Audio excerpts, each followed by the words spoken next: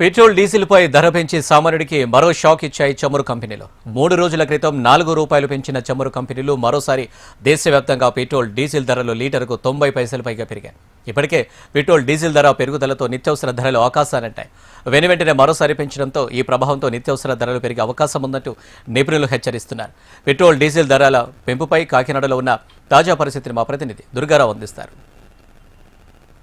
దేశవ్యాప్తంగా మరోసారి petrol diesel ధరలు పెరిగాయని చెప్పొచ్చు. ఇది సామాన్యుడు మానవుడికి ఇది కుదుబండలా మారిందని చెప్పొచ్చు. మరో ముఖ్యంగా డీజిల్ ధర పెరగడంతో సరుకు రవాణాలో కీలక పాత్ర పోషించే డీజిల్ వల్ల అయితే నిత్యావసర సరుకులతో పాటు ఇతర ధరలు కూడా పెరిగే అవకాశం ఉందని చెప్పి అయితే నిపుణులు చెప్తున్నారు. మరోవైపు చాపకంది నీరులాగా కేంద్ర ప్రభుత్వం అయితే రోజుకు 70 నుంచి 80 పైసల రీతిలో పెంచుతుందని చెప్తున్నారు. ₹3 పెంచి కేవలం 3 రోజులు గడుస్తున్నప్పటికీ ఈరోజు మరో 70 నుంచి 90 పైసలు పెంచారు. పెట్రోల్పై 70 పైసలు, డీజిల్పై 90 పైసలు పెంచడంతో అయితే మరోసారి సామాన్యుడు ఉలిక్కి పడ్డారని చెప్పొచ్చు. పెట్రోల్ బంకుల దగ్గర కూడా ఖాళీగా దర్శనమిస్తున్నాయని చెప్తున్నారు. మరోవైపు ఆటో వాళ్ళలో అయితే ఇప్పటికే ఉచిత బస్సుతోటి మాది కుదుబండలా మారింది. మరోవైపు పెట్రోల్ డీజిల్ పెంచితే మరో రకంగా ఇది అవుతుందని చెప్తున్నారు. చెప్పండి, ఏ విధంగా ఉంది పెట్రోల్ డీజిల్ ధరల పెంపుపై?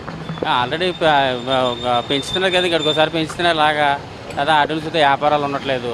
ఇందులోనేమో ఫ్రీ బస్సుల వల్ల ఆటోలు కూడా ఏం చేయాలి అర్థం, ఫైనాన్స్ కట్టడానికి ఇబ్బందిగా ఉంటుంది. తర్వాత ఏమో సడన్గా ఇలాగ ఆయిల్ పెరగడం వల్ల వ్యాపారం కూడా ఏమి ఉండట్లేదు. అసలు ఇప్పుడు ఈ పథకాలు కూడా ఉచిత పథకాలు అనేది పెట్టారు స్టేట్ గవర్నమెంట్. ఉచిత పథకాలు పెట్టడం వల్ల ఎవరికి లబ్ధి జరిగితే ఉచిత పథకాలు ఎందుకంటే, ఇప్పుడు మన రాష్ట్రం అభివృద్ధి పడాలి, అమరావతి నిర్మాణం జరగాలి అంటే ఇలాంటి పథకాలన్నీ తీసేస్తే మంచిది. ఎందుకంటే ఒక ముసలి వాళ్ళకి పెన్షన్ లాంటివి పెట్టవచ్చు, లేకపోతే చదువుకునే పిల్లలకి సాయం చేయవచ్చు. ఉచిత పథకాలు పెట్టడం వల్ల ఖజానా అంతా ఖాళీ అయిపోతుంది. ఉచిత పథకాలు తీసి డీజిల్ పెట్రోల్ ధరలు తగ్గించాలని చెప్పి. అవును, డీజిల్ పెట్రోల్ ధరలు తగ్గించాలి. తర్వాత ఆ ఫ్రీ బస్సులని తీసిపారైతే మాకు వ్యాపారం కూడా సౌకర్యంగా సాగుతుంది. ఆ ఫ్రీ బస్సులు కూడా తీసిపారైతే మామూలు ఎక్కడ సిట్టింగే మామూలు ఉన్నట్టుగా మామూలు యథావిధి కొనసాగితే ఈ ఫ్రీ బస్సులు లేకుండా ఉంటే మాకు ఆటో వాళ్ళు కూడా బాగుంటుంది, న్యాయం జరిగినట్టు అనిపిస్తుంది. ఇలా ఉంటుంది. ఈ ఉచిత పథకాల వల్ల ఏముంది, రాష్ట్రం కూడా అప్పులో పోతుంది. ఎంత తెచ్చి పెడతారు ఖజానాలు? రోజుకి ఎంత కొట్టిస్తారు డీజిల్ మీరు?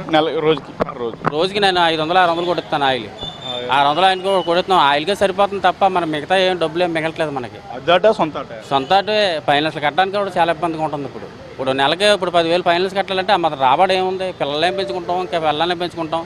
తర్వాత మన కరెంట్ బిల్లులు కానీ ఇలా పెరిగిపోవడం కానీ అదేశంగా అన్నీ పెరిగిపోయి ఏమి చేయలేని పరిస్థితి. కుంగిపోయి నలిగిపోతున్నాం. ఈ బస్సు ఫ్రీ చేయడం వల్ల ఆటోలు వేస్ట్ అయిపోయాయి. ఇంకా మధ్యలో ఈ డీజిల్ పెరగడం, పెట్రోల్ పెరగడం ఇవన్నీ కూడా బాధలు భరిస్తూనే ఉన్నాం. 300 యూనిట్లు దాటిందంటే దేనికి లబ్ధికి పనిచేయదు. కరెంటు కూడా ఆ ఛార్జీలు కూడా పెరుగుతున్నాయి. దేని మీద భారం పడకుండా దాని మీద భారం పడకుండా సామాన్యుడు నలిగిపోతూనే ఉన్నాడు. అది ఇలా ఉంది. ఆ ఉచిత పథకాలన్నీ తీసేస్తే ఖజానాలో డబ్బులు కూడా ఉంటాయి. ఎవరు మాకు ఉచితంగా ఇవ్వలేదని ఎవరు అనరు కూడా. అప్పుడు అమరావతి రాజధాని నిర్మాణాన్ని కూడా బాగుంటుంది. వచ్చిన ప్రతి ఒక్క ముఖ్యమంత్రి కూడా నేను అది ఇస్తాను, నేను ఇది ఇస్తాను, నేను బంగారం ఇస్తాను, నేను ఇది ఇస్తానని ఎవరు చెప్పమన్నారండి? ఇవన్నీ రాష్ట్రం అప్పుల్లో పోవడం కాబట్టి అవన్నీ పథకాలన్నీ తీసేసి డీజిల్ పెట్రోల్ రేటు తగ్గించి ఆ పీరు బస్సులు కూడా తీసేస్తే ఆటోలకి వ్యాపారాలు కూడా బాగుంటాయి. అందరూ బాగానే ఉంటారు. అప్పుడు ఖజానాలో డబ్బు కూడా ఉంటుంది స్టేట్ గవర్నమెంట్లో.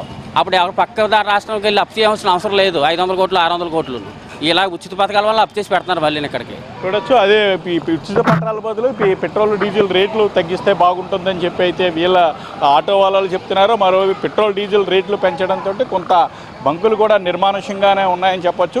సేల్ కూడా తగ్గుతుందని చెప్తున్నారు. ఎందుకంటే ప్రయాణికులు అయితే ప్రయాణాలు స్వల్పంగా ఇది చేస్తున్నారు. దాంతోపాటు కాస్టు చేసే విధంగా కూడా అయితే పెట్రోల్ డీజిల్ని వాడకాలు తగ్గించే ప్రయత్నాలు కూడా అయితే వాహన వినియోగదారులు చేస్తున్నట్టు మనకి స్పష్టంగా తెలుస్తుంది. ఏదేమైనప్పటికీ కూడా కేంద్ర ప్రభుత్వంతో పాటు మరియు రాష్ట్ర ప్రభుత్వం కలా చేసి పెట్రోల్ డీజిల్ వెంటనే తగ్గించాలని చెప్తున్నారు. ఇదే అంశంపై నిన్న వైఎస్ఆర్సీపీ కూడా పెద్ద ఎత్తున రాష్ట్ర వ్యాప్త ఆందోళన చేసింది. మరోవైపు చేసిన తర్వాత ఈరోజు మరో 90 పైసలు పెరగడం చూస్తే ఇది ఇంకా మరింత పెరిగే అవకాశం ఉందని చెప్తున్నారు. 2 రోజులకి 3 రోజులకి దాదాపు ఒక 80 నుంచి 90 పైసలు పెంచే అవకాశం ఉందని చెప్తున్నారు. ఇది దాదాపు ఒక పెట్రోల్ 125, డీజిల్ 110 వరకు కూడా 11-15 వరకు కూడా వెళ్ళే అవకాశం ఉందని చెప్పి అయితే ఆర్థిక నిపుణులు చెప్తున్నారు. ఇది పెట్రోల్ డీజిల్పై పెరుగుతుపై కాకినాడలో ఉన్న తాజా పరిస్థితి. వీడియో జర్నలిస్ట్ బాబ్జీతో దుర్గారావు, HMT.